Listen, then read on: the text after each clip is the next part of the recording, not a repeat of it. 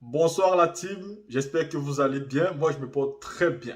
Aujourd'hui, dans la vidéo, les vérités du pasteur Gédéon se trouvent dans la Bible. Nous allons assembler quelques vidéos où vous allez voir comment un imam lui-même va répondre à tous les musulmans, car l'imam va confirmer que Dieu, c'est bel et bien Jésus-Christ. Il va entrer dans tous les détails, il va essayer d'entrer dans tous les pièges que les imams musulmans sortent souvent pour démontrer par A plus B que Jésus n'est pas un simple prophète, mais que Jésus est bel et bien le Seigneur, le Dieu lui-même. Écoutez ces différentes... Es-tu Jésus? Tu es Dieu? Non. Qu'est-ce que signifie celui qui m'a vu, a vu le Père? Jean chapitre 5, verset 37, Jésus dit, personne n'a jamais vu Dieu ni n'a entendu sa voix. C'est Jésus qui parle. Pourtant, le même Jésus a dit devant ses apôtres, celui qui m'a vu a vu le Père. Mais qu'est-ce que signifie celui qui m'a vu a vu le Père? Voir Jésus, c'est voir Dieu, mais ce n'est pas dans le sens de le percevoir. Parce que Jésus était sur terre, il adorait Dieu. Jésus était sur terre, il priait Dieu. Mais qu'est-ce que signifie celui qui m'a vu a vu le Père? C'est clair. Dieu a dit à Moïse, personne ne peut me voir et vivre, il mourra. Mais voir Dieu dans le langage des prophètes, là, quand Jésus dit celui qui m'a vu a vu le Père, c'est parce que Dieu a constitué Jésus pour être son représentant dans la transmission de sa volonté. Jésus disait, ma nourriture est de faire la volonté de celui qui m'a envoyé. C'est-à-dire, le Christ est venu ordonner ce que Dieu a ordonné, interdire ce que Dieu a interdit. En voyant Jésus, vous voyez Dieu dans le sens de le connaître parce que vous êtes en face de son messager. C'est lui qui voit l'ambassadeur de la RDC en Belgique, il voit le président de la République démocratique du Congo. Mais comme il n'est pas là-bas, laissez-nous parler. Ne vous agitez plus. Alors, même il a donné, il a parlé la même chose, il a fait allusion à Jean, chapitre 10, où Jésus a dit à ses disciples, moi et le Père nous sommes un. Et ils disent, oh, tu blasphèmes. Oui, mais parce que les Juifs n'ont pas compris le langage de Jésus. Quand Jésus dit, moi et le Père nous sommes un, est-ce que ça veut dire qu'il est devenu Dieu? Il était. Ah, ou il était Dieu, comme le dit le pasteur Casse? Non, pas du tout. Parce que Jésus dit dans Jean 17, 10 à 11, 20 à 21, s'adressant à Dieu, il dit, Père, je fais connaître ta parole aux hommes que tu m'as donnés, garde-les afin qu'ils deviennent un avec toi, comme toi et moi nous sommes un, afin que tous nous soyons un, pour que le monde croit que tu m'as envoyé. Donc le pasteur Casse. J'ai fait connaître ton nom. Vous vous agitez pourquoi? Laissez-moi parler. Pourquoi ça vous agitez? C'est un tour biblique gratuit maintenant. Alors, donc là, vous voyez, quand Jésus dit, moi et le Père, nous sommes un, ça ne veut pas dire qu'il est un avec Dieu dans la divinité. Parce que Jésus, la preuve c'est quoi? Jean chapitre 14, verset 28. Mettez-vous, soyez-vous qu'on vous enseigne la Bible, pasteur.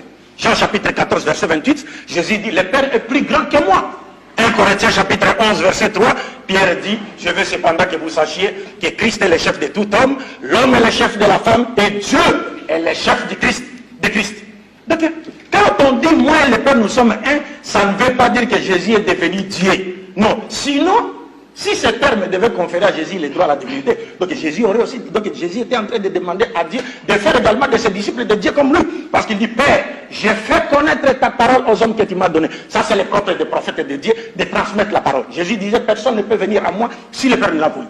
Maintenant, si tu le gardes, c'est le propre de Dieu. Ils deviendront un avec toi, comme toi et moi nous sommes un, afin que tous, moi, toi et les apôtres, nous soyons un, pour que le monde croit que tu m'as envoyé. Ça, c'est le pasteur Casse ne peut pas comprendre, ça peut lui causer la constipation psychique. C'est clair.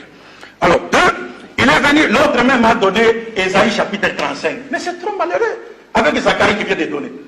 Alors, l'Éternel viendra lui-même. Mais écoutez, mes chers frères, apprenez bien votre Bible. Les mouvements de monter, descendre, aller, revenir, ce sont des mouvements qui appartiennent aux créatures, qui n'ont rien à voir avec les créateurs. Qui créent. Laissez-moi parler. Vous agitez. Vous commencez à vous agiter. Je n'ai pas encore frappé. Parce que lui, il a dit qu'Akira ça a frappé. Il a dit qu'Akira ça a frappé. Moi, j'ai participé au débat. Il a été sérieusement frappé. J'étais bravo lui. C'est ton frère. Alors je continue. Vous étiez mon frère dans la polygamie. Lui ici. Vous étiez mon frère dans la polygamie.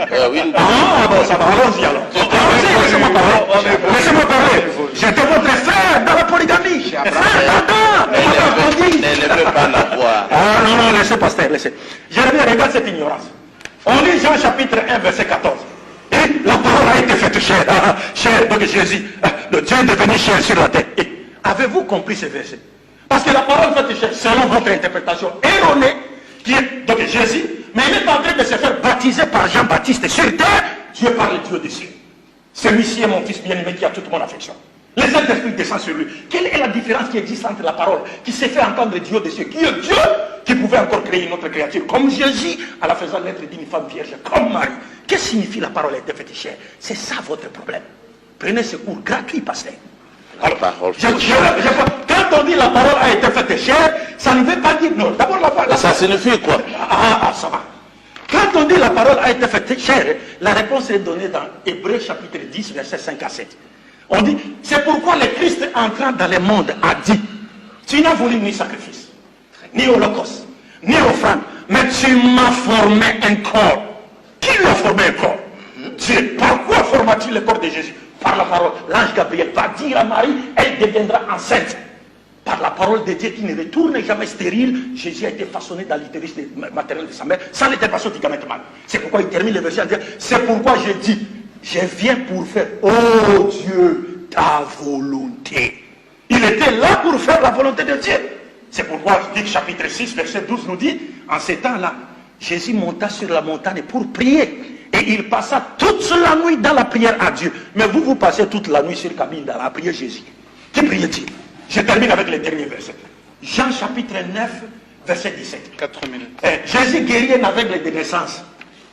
On demande à cet aveugle, que dis-tu de celui qui t'a rendu la vue?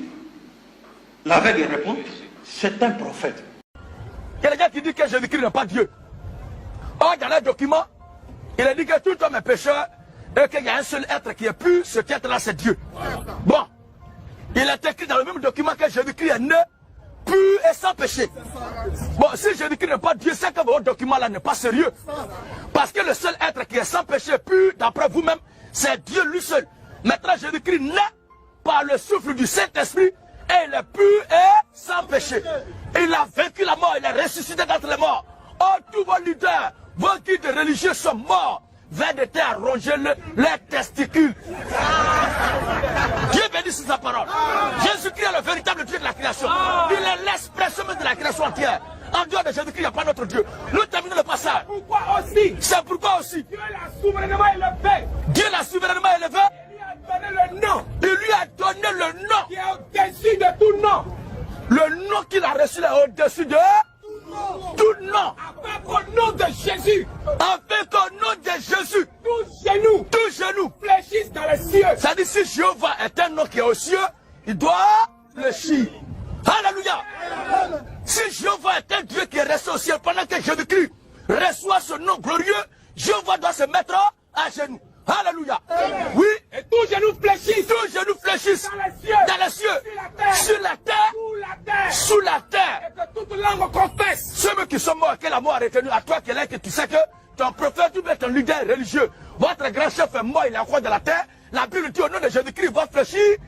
Genoux là-bas. Donc vous êtes tous des païens. C'est Jésus-Christ seul qui sauve. C'est la même chose dans les Écritures. Le Seigneur Jésus-Christ est le Père créateur de toute la création. Il est Fils parce que Dieu a pris encore pour descendre sur la terre des hommes. Il est le Saint-Esprit parce que c'est lui qui revient sous forme d'esprit pour habiter en nous. En sorte que Paul a dit, si Dieu vit, ce n'est plus moi qui vis, mais c'est le Christ qui vit en moi. C'est le même type. Vous comprenez? Lisons Jean 14, on va voir lui-même ce qu'il dit. Jean 14, 6 à 8. Non. Non, Jean chapitre 16. Il fait un peu. Il ne va pas nous laisser orphelins.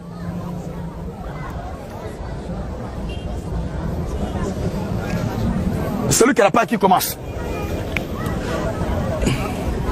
Parce que le Seigneur Jésus-Christ a prouvé lui-même qu'il est le Saint-Esprit, qu'il est le Père, qu'il ne nous laisserait pas orphelins. Jean 16. Jean 14, verset 16. Jean 14, 16. Et moi, je prierai le Père. Écoutez, voici comment il fait pour embrouiller les gens. Je prierai le Père. Il vous donnera un autre consolateur. Il vous donnera un autre consolateur. Afin qu'il demeure éternellement avec vous. Écoutez très bien. Le langage va changer tout à l'heure. Il y a un langage obscur, occulté que le Seigneur tient pour égarer à souhait ceux qui ne sont pas nés par le ciel. Et il y a un langage décodé où il démystifie le discours codé pour aider ses prédestinés à avoir accès à la vie éternelle. Parce que s'il dit tout ouvertement, tout le monde va être sauvé. Or, les places sont étiquetées, numérotées et limitées au ciel. Alléluia. Oui, frère. L'esprit de vérité. L'esprit dont le consolateur, c'est lui qui est l'esprit de vérité.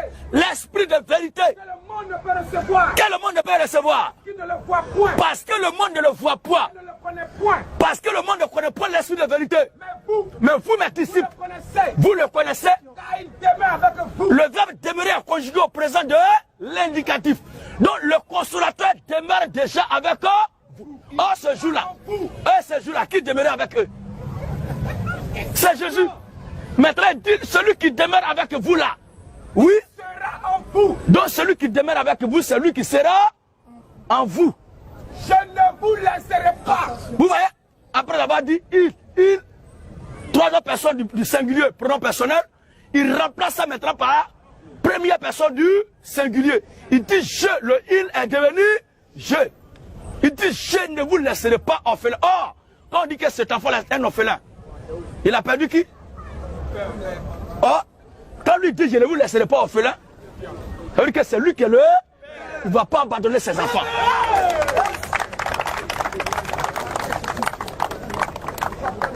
Il ne va pas abandonner ses enfants que nous sommes.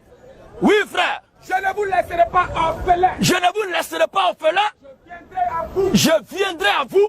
Encore un peu de temps. Encore un peu de temps. Et le monde ne me verra plus. Le monde ne me verra plus. Mais vous là. Vous me verrez. Vous me verrez. Vous voyez? Donc le Christ, c'est lui le Saint-Esprit. C'est pourquoi étant le Saint-Esprit, étant corps physique, chair, fils, étant le Père, le baptême doit être fait en son. C'est qu'un bachar ne peut pas monter au ciel. C'est ça qu'aujourd'hui, il est venu pour approuver que Jésus, si quelque part chrétiens disent qu'il est un Dieu, oui, il est en train de confirmer, oui, il était un Dieu quelque part. Pourquoi il était un Dieu? Il est monté au ciel pendant que le prophète ne pouvait pas monter au ciel, c'est Dieu qui refuse. Un bachar ne peut pas monter au ciel. Pas seulement ça. Dieu a parlé dans le Saint-Coran,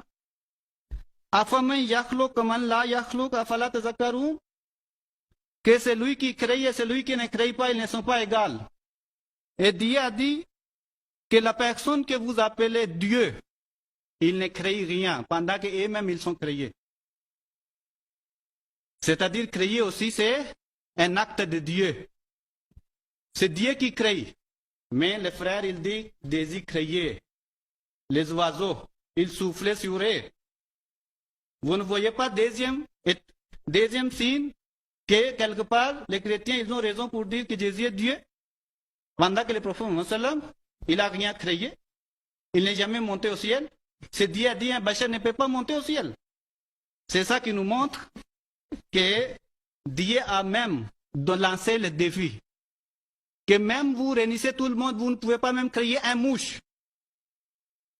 C'est ça qui distingue un homme entre Dieu. Un homme ne crée pas, mais Dieu crée.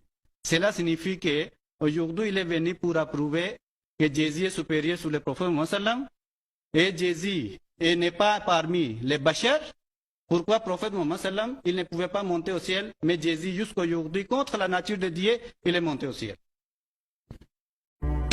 La team, après avoir écouté ces différentes vidéos, vous convenez avec moi aussi que le dernier imam a bel et bien été clair. Hein? Par son honnêteté, il a démontré même dans le Coran que Dieu, le Père et le Fils et le Saint-Esprit, c'est Jésus. Car c'est lui seul qui a pu mourir et monter au ciel. Donc de manière directe, ce que personne, aucun prophète n'avait fait dans le passé, dans le présent et jamais. Donc on doit donc confirmer et arrêter les débats. Aujourd'hui, il est bel et bien clair. Et puis, c'est sur ça que le pasteur Gédéon se base tout le temps.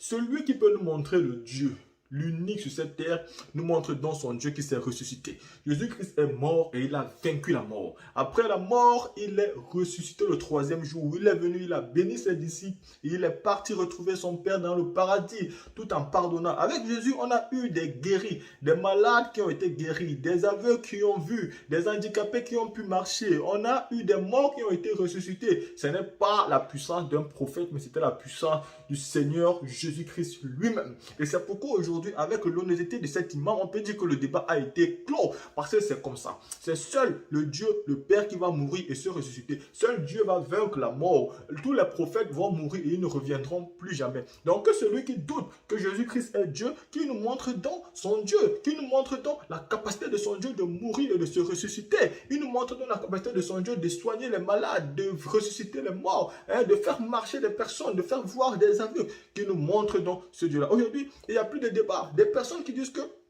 Dieu, c'est pas Jésus-Christ, mais vous avez un problème. Ou les personnes qui disent que si Dieu, c'est Jésus, alors ça veut dire que Marie est la mère de Dieu. Ils n'ont absolument rien compris. Parce que quand l'ange est venu annoncer la parole à Marie qu'elle enfantera un fils, elle donnera le nom de Jésus, c'était bien la parole de l'ange, mais que c'est l'Esprit Saint qui devait entrer dans son corps. Et Dieu étant celui qui a créé le ciel et la terre, est capable de faire tout miracle. Vous le savez très bien. Donc personne ne peut mettre, c'est-à-dire en doute le miracle de Dieu là. Mettre en doute le miracle de Dieu, mettre en doute la capacité de Dieu d'entrer dans le corps de l'homme et entrer dans une femme pour revenir sous forme de l'être humain, mais c'est déjà même combattre même la puissance, la capacité et le pouvoir du bon Dieu. Et donc aujourd'hui, grâce à cet imam-ci, nous convenons donc qu'il est d'accord avec le pasteur Gédéon que Dieu, le Père, le Fils et le Saint-Esprit, l'unique Dieu sur la terre, c'est Jésus-Christ. Sur ce, restez connectés et on se revoit pour la prochaine vidéo.